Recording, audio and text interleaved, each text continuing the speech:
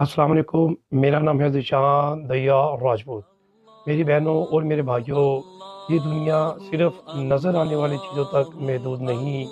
یہاں کچھ اثرات ایسے بھی ہیں جو آنکھ نہیں دیکھتی مگر دل اس کا بوجھ محسوس کرتا ہے۔ جادو بھی اسی پوشیدہ دنیا کا ایک سیاح راستہ ہے، جبکہ روحانیت اسی دنیا میں اللہ سے جڑنے کا ایک روشن راستہ ہے۔